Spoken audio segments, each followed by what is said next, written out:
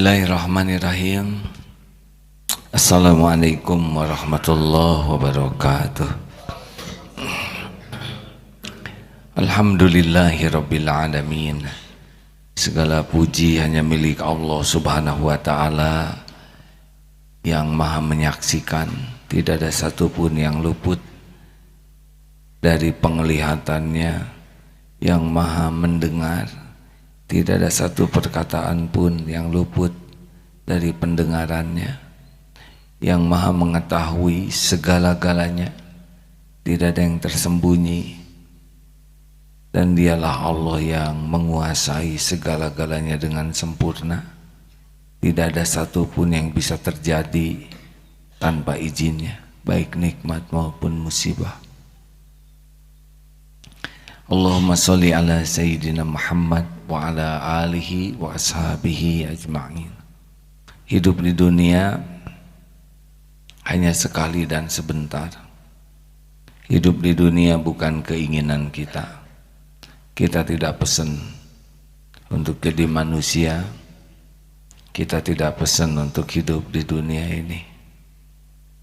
Tetapi hidup yang cuman sekali-kalinya ini harus kita jalani sebaik-baiknya, karena pasti berakhir. Allah merahasiakan kematian dalam 3 hal. 1, waktu. Kita pasti mati pada waktu yang ditetapkan. 120 hari di rahim ibu, Allah sudah memberikan ketetapan kapan kita mati. Tidak ada yang bisa membuat kita mati kecuali cuma 1, yaitu waktunya sudah habis dan Allah memerintahkan malaikat maut mencabut nyawa kita pada waktu yang sudah ditetapkan. Fa idza jaa ajaluhum la yastakhiruna sa'atan wa la yastaqdimun. Tidak bisa diakhirkan, tidak bisa dimajukan. Yang kedua, tempat. Kita pasti mati di tempat yang sudah ditetapkan Allah, dan kita akan mendatangi tempat kematian kita. Dan yang ketiga, cara. Hanya Allah lah yang Maha tahu bagaimana kematian kita tiba, dengan cara apa. Semua itu adalah urusan Allah. Urusan kita adalah berusaha sekuat tenaga agar kapanpun, dimanapun, dengan cara apapun, ujungnya cuma 1, husnul khotimah. Agar akhir hayat kita baik, kuncinya juga jadi sederhana. Karena hidup yang namanya sukses di dunia adalah husnul khotimah. Harta, gelar, pangkat, jabatan, popularitas, kekaguman orang, dan sebagainya itu hanya topeng, bukan tanda kesuksesan yang sesungguhnya. Tanda kesuksesan adalah ketika kita meninggal, diwafatkan oleh Allah husnul khotimah. Agar husnul khotimah, maka kita harus setiap saat dalam kebaikan. Berpikir baik, berkata baik, berbuat baik, berhati baik, baik, baik, baik, baik, baik, situasi apapun. Dan Allah menyaksikan kita berusaha mengisi waktu kita hanya dengan pikiran yang baik, prasangka yang baik kepada Allah, prasangka yang baik kepada orang yang beriman. Karena itu perintah Allah. Kalau mau berkata, pilihlah kata-kata yang terbaik, yang tidak menyusahkan hati orang, yang tidak melukai, yang tidak jadi kezoliman. Duzol kakosi, perkataan yang tidak dusta, perkataan yang tidak zolim, perkataan yang tidak kotor, kasar, dan sia-sia. Karena man kana akhir kalamihi la ilaha illallah dakhalal jannah. Barang siapa yang akhir kalamnya la ilaha illallah dakhalal jannah, masuk surga. Dan tidak bisa akhir kalam la ilaha illallah kecuali Allah yang menghadiahkan. kalimah thayyibah tersebut. Maka supaya Allah memberikan la ilaha illallah, kuncinya sederhana, falyaqul khairan aw liyasmut, berkata baik atau diam. Mulut ini bukan untuk bicara, mulut ini untuk berbicara baik. Pilihannya cuma dua. Maka sebelum bicara dipikir dulu, sukakah Allah dengan perkataan ini? Apakah Allah ridho dengan ucapan saya ini atau tidak? Kalau kita menggunakan standar apa yang Allah sukai, insya Allah manusia akan suka. Kecuali yang memang takdirnya tidak suka kepada kebenaran. Tidak penting kata-kata kita hebat, tidak penting. Tidak penting kata-kata kita mengagumkan, tidak penting. Tidak penting kata-kata kita mempesona, tidak penting. Yang penting cuma satu, kata-kata kita berikut niatnya disukai Allah yang maha mendengar, yang maha tahu niat di hati di balik setiap ucapan, yang juga tahu apa yang kita ucapkan ini kita lakukan atau tidak.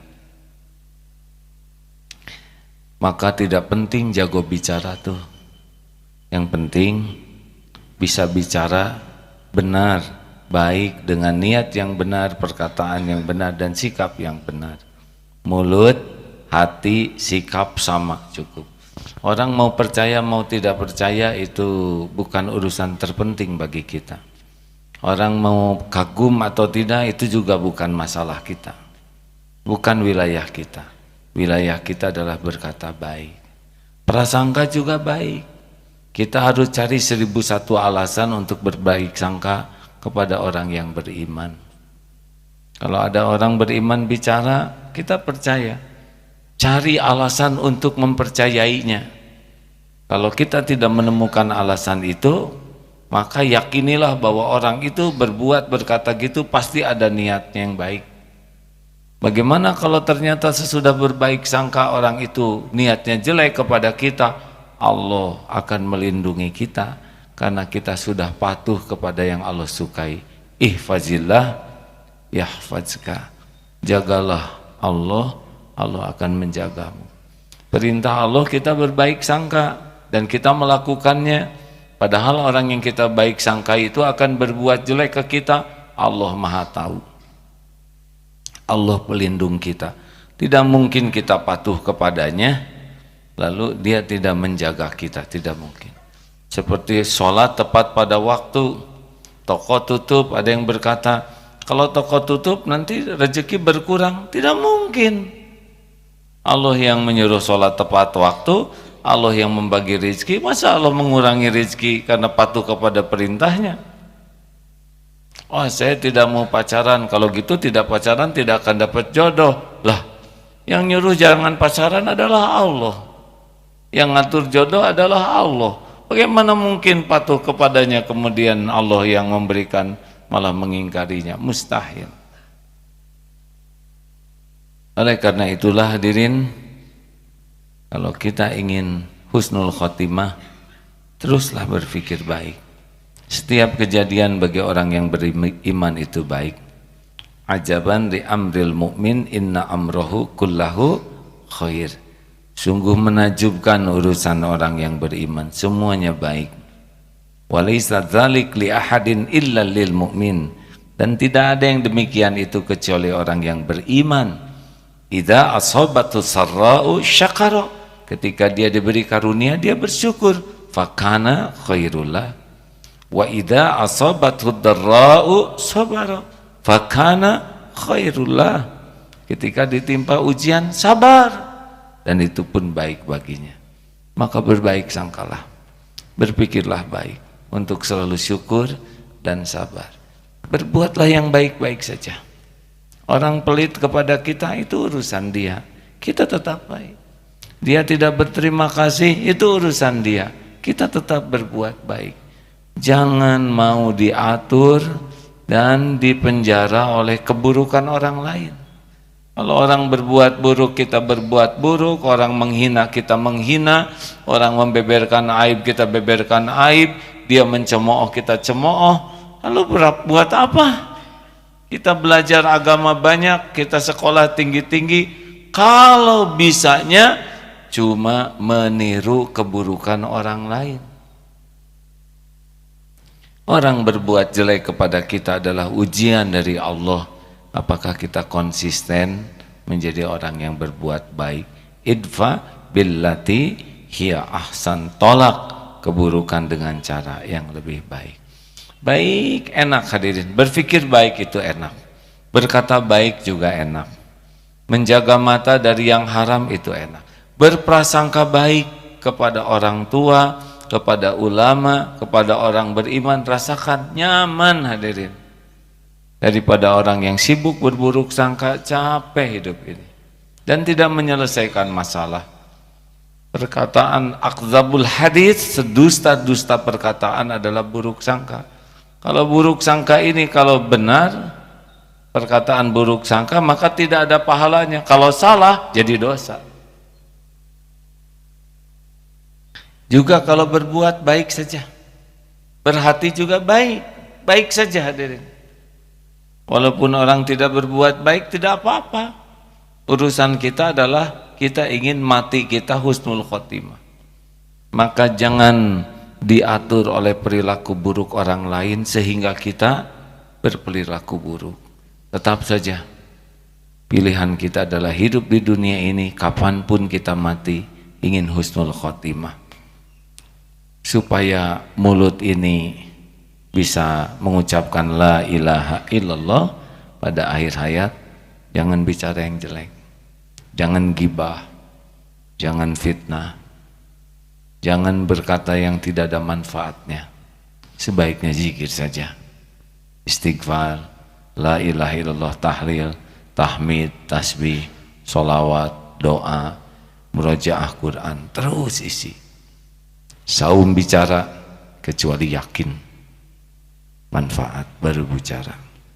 Tidak usah ingin dikagumi orang, ingin satu saja, diterima oleh Allah.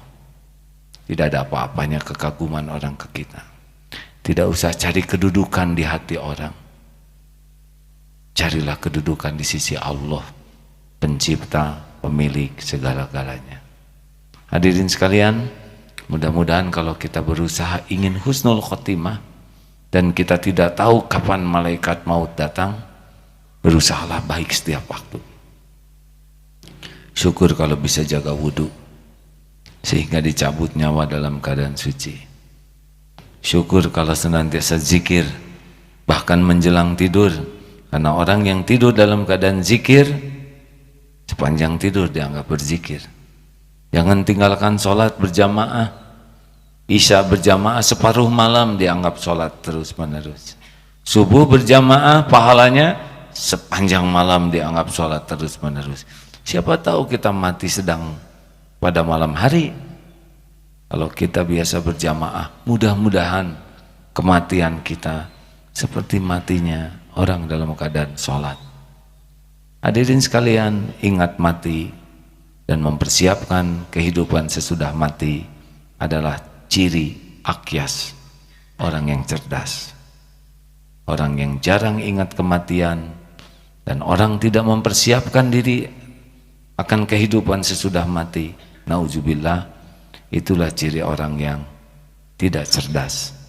Sebanyak apapun ilmu, pangkat, gelar, jabatan, kalau jarang ingat kematian dan tidak mempersiapkan diri, itu adalah lambang ketidakcerdasan. Nauzubillah. Allahumma inna nas'aluka husnal khatimah wa na'udzubika min su'il khatimah. Allahumma inna nas'aluka husnal khatimah wa na'udzubika min su'il khatimah. Allahumma inna nas'aluka husnal khatimah wa na'udzubika min su'il khatimah. Taqabbal minna ya karim, innaka antas samiul alim, wa tub alaina innaka antat tawwabur rahim. Subhana rabbika rabbil izzati amma yasifun, wassalamun alal mursalin, walhamdulillahi rabbil alamin. Alhamdulillah hadirin, terima kasih. Assalamualaikum warahmatullahi wabarakatuh.